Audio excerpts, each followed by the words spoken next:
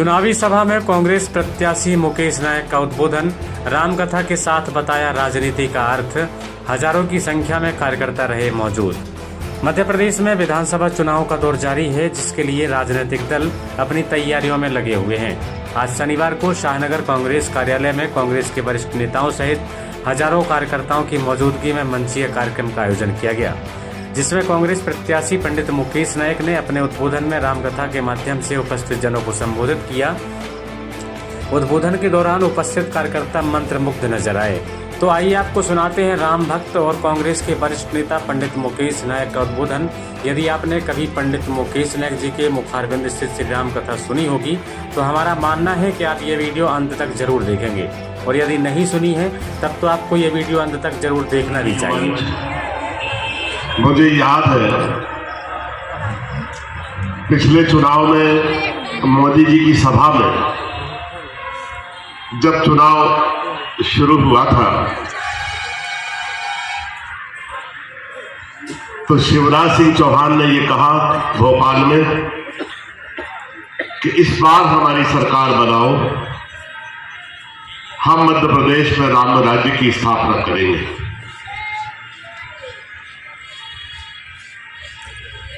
मुझे लगा कि शिवराज सिंह चौहान ने रामचरितमानस पढ़ा नहीं है।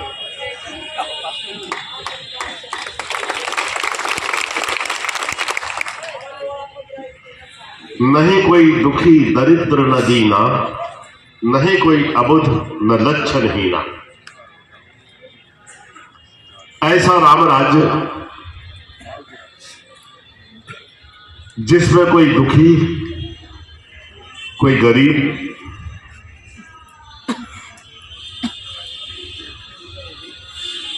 और किसी भी किस्म के अभाव से ग्रस्त व्यक्ति था ही नहीं, उसको राम राज्य कहते हैं। राम राज्य में कोई दफ्तर था ही नहीं।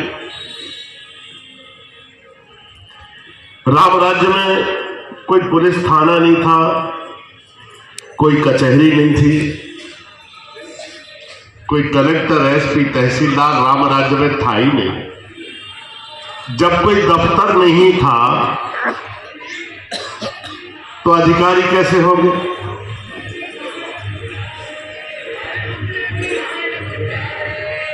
ऐसा चरित्रवान राजा जिस प्रजा का नेतृत्व करता हो कि उससे प्रेरित होकर पूरी जनता, पूरे पुरवासी अपने आत्म अनुशासन में स्थित रहते हो, अपने कर्तव्य को समझते हो, दूसरे की पीड़ा से जिनका हृदय पिघलता हो, वहां दफ्तर की जरूरत क्या है?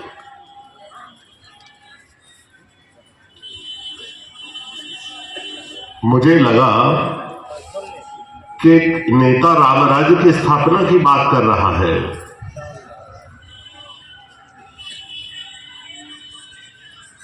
तो फिर मैंने कहा कि पिछले 15 सालों में इस प्रदेश में और देश में जिन लोगों के हृदय में भूख, गरीबी, अज्ञान और अशिक्षा जैसे गंभीर सवाल राजनीति के विषय रहे ही ना हो,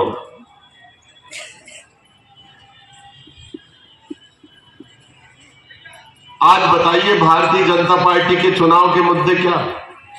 अभी रोहित ने बताया कि बीजेपी ने अपना घोषणा पत्र ही जारी नहीं किया। बनाए गए घोषणा पत्र 4 दिन बचे चुनाव के। अब घोषणा पत्र की क्या जरूरत है जब आपका उम्मीदवार जनता के बीच में सार्वजनिक रूप से खड़े होकर ये कह रहा हो कि भैया हमने ने अच्छो करो ने बुरो करो। एक को मतलब जो भाव के हमने कछु करो ही नहीं। जब 5 साल कुछ नहीं किया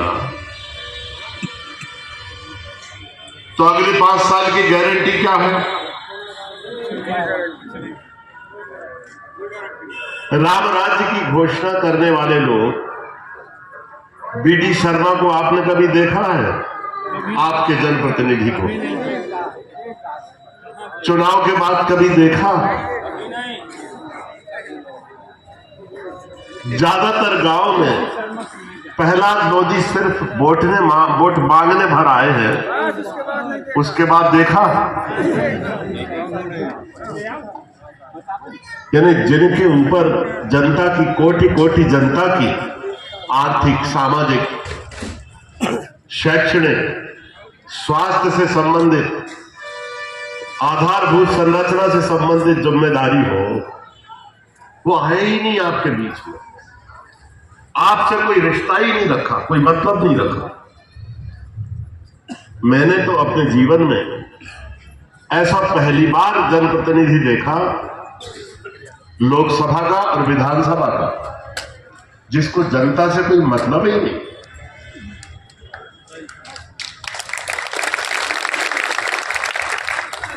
और कितने निर्लज्ज और बेशरम हैं कि फिर से चुनाव में खड़े हो गए।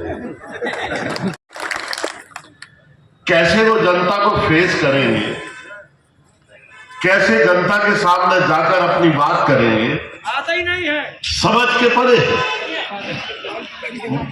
अभी कुछ गांव में गए हैं विधायक जी,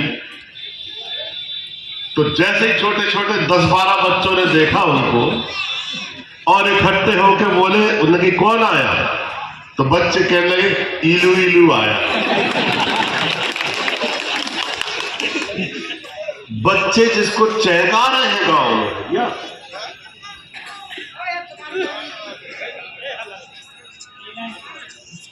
यानी भारतीय जनता पार्टी ने इस बुंदेलखंड की राजनीति को, जिसको शौर्य प्रदेश कहा जाता है, इतना मजाक बना दिया, इतना हास्यास्पद बना दिया कि उसमें कोई मूल्य रहे ही नहीं।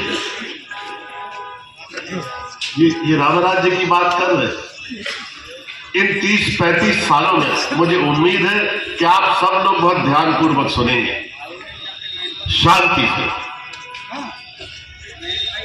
ये फोन पर बात बंद करो। ए भाई साहब, ऐसा मत करो, सवाल करो। इन 30-35 सालों में भारतीय जनता पार्टी ने एक अलग राम को गढ़ लिया है, एक अलग राम का निर्माण किया है। और भारतीय जनता पार्टी ने जिस प्रभु राम की सृष्टि की है, वो शबरी के राम नहीं है, वो केवट के राम नहीं है, वो जटायु के राम नहीं है, वो महर्षि वाल्मीकि, महर्षि अगस्त से अपनी वन यात्रा में मिलने वाले राम नहीं है, वो केवट से नाव मांगने वाले भी राम नहीं है।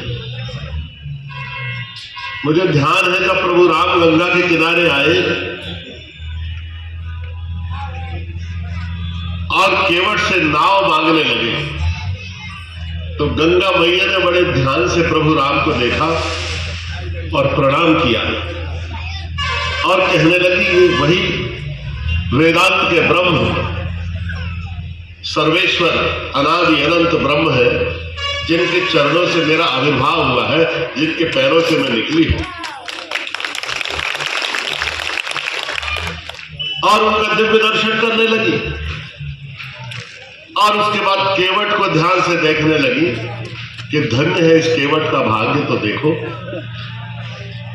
कि सृष्टि की सार्वभौमिक सत्ता और चेतना, नियंता ब्रह्म स्वयं इसके पास चला आ रहा है। कोटि कोटि जन्म ऋषि मुनि जब तपस्या करते हैं, साधना करते हैं, नियम, संयम, ब्रह्मचर्य, व्रत, सदाचार, योग जप करते हैं, तब उन्हें ईश्वर का दर्शन होता है।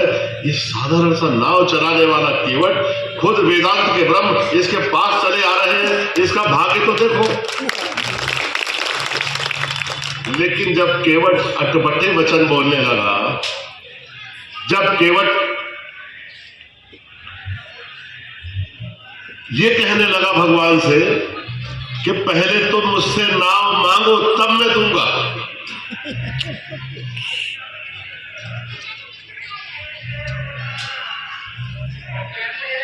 तो गंगा मैया को लगा कि जिनको मैं ईश्वर समझ रही हूं, कहीं ऐसा तो नहीं ये अयोध्या के निर्वासित किए गए केवल राजकुमार भर हो? भ्रमित हो गई गंगा मैया। तब प्रभु राम ने मनोभाव भाव में गंगा से संवाद किया और गंगा कहा, जो 2 पग भूमि में सारे ब्रह्मांड को नाप सकता है, ऐसा सर्व समर्थ ईश्वर इतना असमर्थ क्यों दिखाई दे रहा है कि गंगा की एक छोटी सी धार नहीं नाप पा रहा है और केवट से नाव बांध रहा है। तो भगवान ने गंगा मैया से कहा कि गंगा मैया, मैं 2 पग में तो क्या, 1 पग में सारे ब्रह्मांड को नाप सकता हूं, लेकिन इस केवट के प्रेम, भक्ति और अनुराग की नदी में तो मैं डूब ही जाऊंगा। इसको लांघना मेरे बस में नहीं। जो ईश्वर तब जब योग वैराग्य स्वाध्याय से नहीं मिलता, उस ईश्वर को अपने प्रेम में बांधने वाला केवट। और सबसे बड़ी बात यह है कि यह दृश्य जब हो रहा था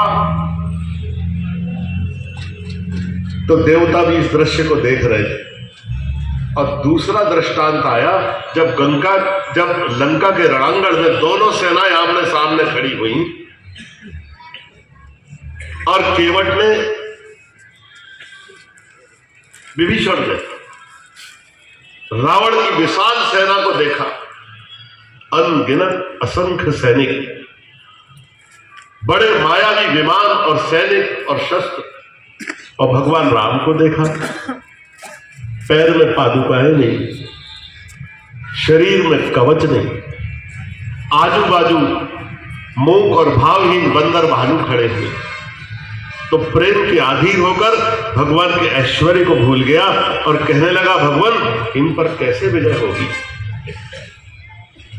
कैसे जीतेंगे हम इनको। तो भगवान को हंसी आ गई। तो भगवान ने कहा कि ध्यान से देखो, मेरे पास रथ है। उन्होंने कहा, सौरभ धीरज दही रथ चाका, सत्यशील दृढ़ ध्वजा पताका। देखो मेरे पास रथ है, धर्म का रथ, जिसमें सत्य और शील की ध्वजाएं लहरा रही हैं, जिसमें शौर्य और धैर्य के पहिए लगे हुए हैं। सौरभ धीरज दही रथ चाका, सत्यशील दृढ़ ध्वजा पताका, दम विवेक बल परहित घोरे, क्षमा दया समता रज जोरे। ध्यान से देखो, शौर्य और धैर्य के पहिए हैं मेरे रथ में, सत्य और शील की ध्वजाएं लहरा रही हैं, बल और विवेक के घोड़े जुटे हुए हैं, और जिसमें समता, परोपकार और शौर्य की लगामें लगी हुई है। जब उस पूरे ज्ञान को समझाया तब ये दृश्य देवता देख रहे थे। तो गुरु बृहस्पति ने कहा इंद्र से कि ये विभीषण बहुत बेचैन हो रहे हैं, अपना रथ लेके भेज दो।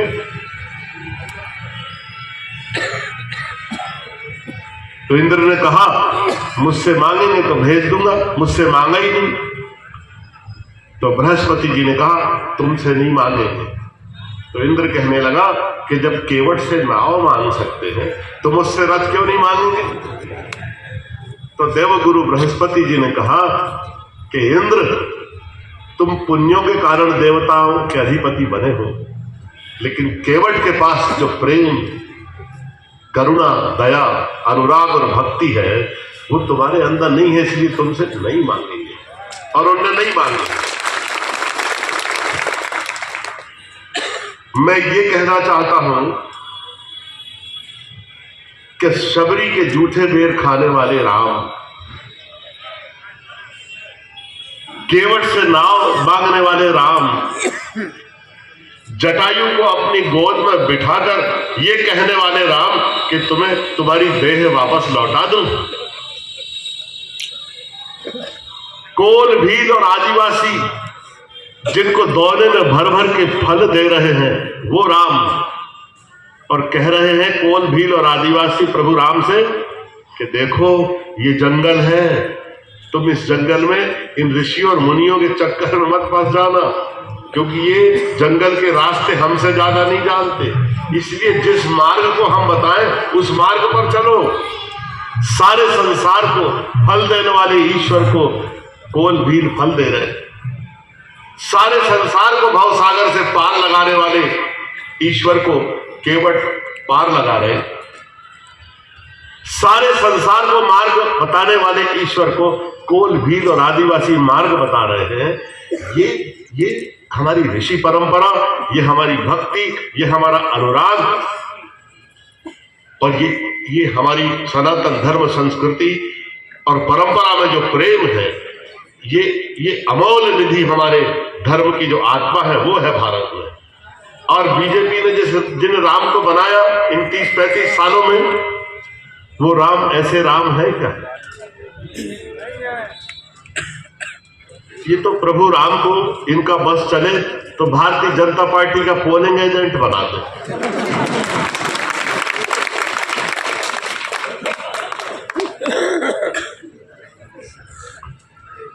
ये क्यों करते हैं ऐसा? कभी सोचा? मैंने बहुत सोचा कि इस देश में ऐसे मुद्दे क्यों नहीं चुनाव का हिस्सा होते हैं जो आपके जीवन को छूते हैं, जो आपके जीवन को बदलने वाले हैं। ऐसे मुद्दे चुनाव में आपने कभी सोचा? गांव में जाओ तो गांव का आदमी कहता है भैया 8 महीने से राशन नहीं मिला। गांव में जाओ तो गांव का आदमी कहता है 2 महीने पहले ट्रांसफार्मर फेल हुआ था, हम अंधेरे में पड़े हुए।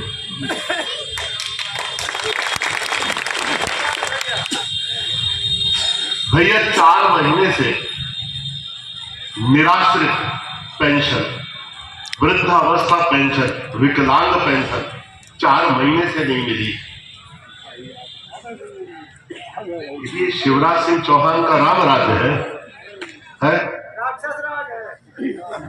अगले गांव में जाओ तो लोग कहते हैं बहुत पानी की समस्या है, लेकिन 2 बजे रात को अगर कोई शराब मांगे तो 1 मिनट में मिल जाए। दारू का वितरण इतना व्यवस्थित हो गया और पानी की समस्या है।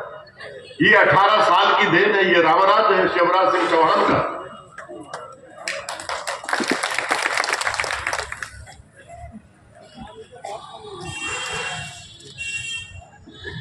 एक बोरी में एक ASI आया था मंडल, याद है आप लोगों को?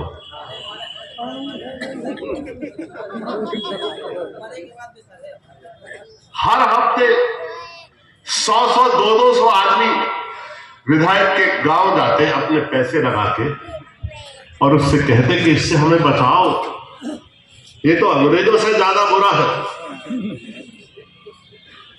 ये मारता है, बेइज्जती करता है, झूठे केस दर्ज करता है, पैसे छुड़ाता है, डाकुओं से ज्यादा बुरा है।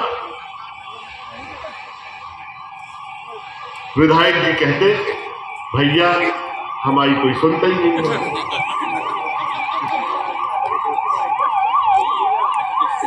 ये ऐसा कहने वाले लोग शिवराज सिंह चौहान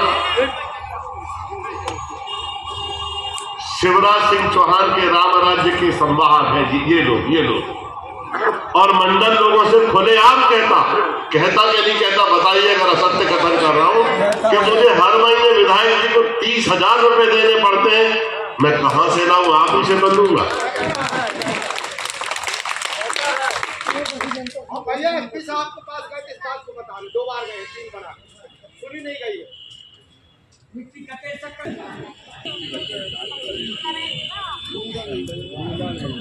हमारे देश में जो विचार है ना, राजनीतिक विचार,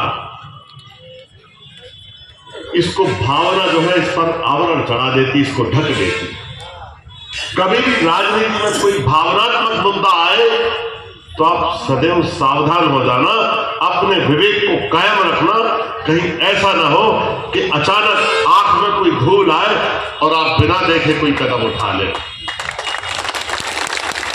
और ये बीजेपी के पास सबसे ताकतवर हथियार है, भावनात्मक मुद्दा, इमोशनल इशू। और प्रहलाद मोदी ने के पास एक सबसे धारदार हथियार है, सबसे धारदार, पैर पड़ने का। याद रखना, एक चुनाव में तो वो हथियार कामयाब हो गया।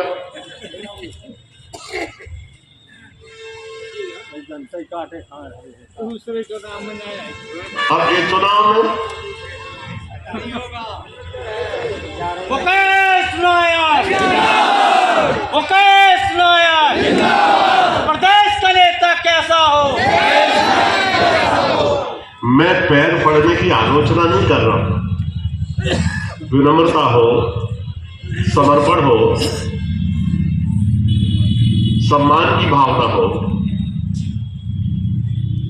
लेकिन उसको भी राजनीतिक हथियार बना दे कोई।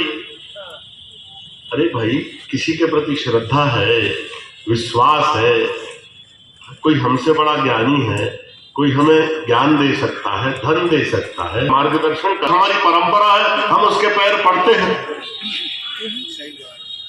लेकिन आंख बंद करके एक तरफ से उस हथियार को चला रहा,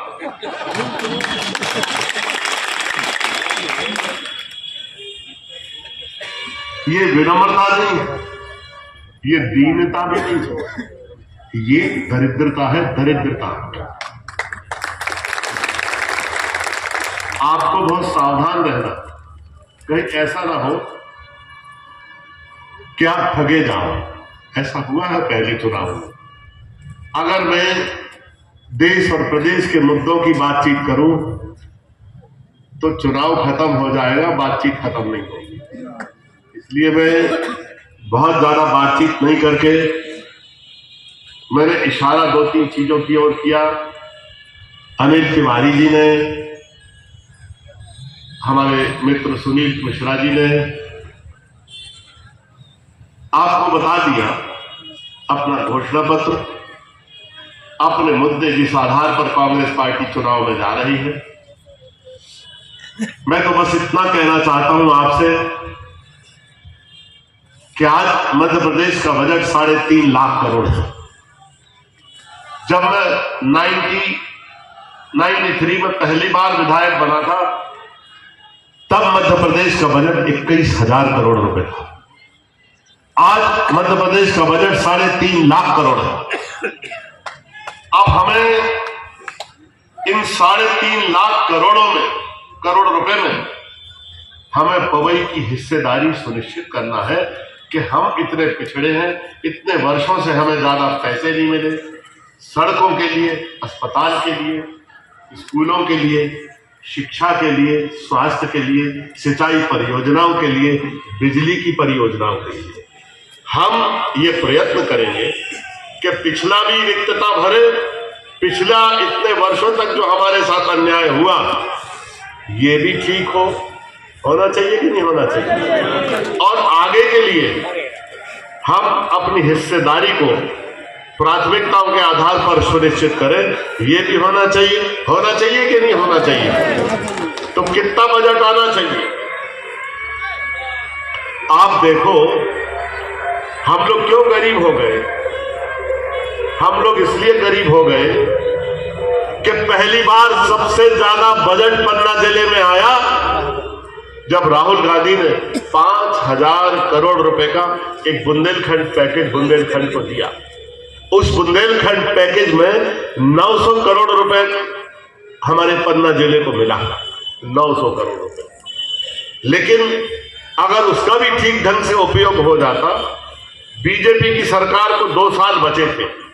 यहां के विधायकों ने, जनप्रतिनिधियों ने यह सोचा कि 2 साल में जल्दी जल्दी पैसे खर्च कर दो ताकि हमें अपना कमीशन मिल जाए, और उस जल्दबाजी में काम की गुणवत्ता भी बिगड़ी, बांध भी ऐसे बने कि नहरें ठीक से नहीं बन पाई, सिंचाई क्षमता का प्रयोग ठीक ढंग से नहीं हो पाया, सड़कें बनी तो आगे आगे बनी, पीछे पीछे टूट गई। ज्यादातर काम जंगलों में दे दिए कि जंगल में मोर नाचा किसने देखा, ताकि जो बंदर बाट हो उसमें सहूलियत हो जाए। ये तमाम चीजें हुई, लेकिन मैं ये विश्वास दिलाता हूं कि आने वाले 5 सालों में पवई की हिस्सेदारी, पन्ना जिले की हिस्सेदारी, बुंदेलखंड की हिस्सेदारी को हम सुनिश्चित करेंगे और जो हमारे साथ अन्याय हुआ है उसकी सरकार को भरपाई करना पड़ेगी और आप सब लोगों की दी गई ताकत का बहुत अच्छा इस्तेमाल होगा और हम पूरी कोशिश करेंगे कि हम जो पिछड़ गए हैं हम आगे बढ़े, हमारी आर्थिक, सामाजिक और राजनीतिक हमारी प्रगति हो, हमारे क्षेत्र के नौजवानों को काम मिले, हमारी सड़कें अच्छी हो, हमारे अस्पताल अच्छे हो, स्कूल अच्छे हो। बहुत बहुत धन्यवाद, आपने ध्यानपूर्वक सुना और मुझे पूरा विश्वास है कि आप सब लोग इस निजाम को बदलेंगे और आने वाले समय में कांग्रेस पार्टी की सरकार बनाने के लिए हाथ के पंजे का बटन दबाएंगे। धन्यवाद। जय हिंद, जय भारत।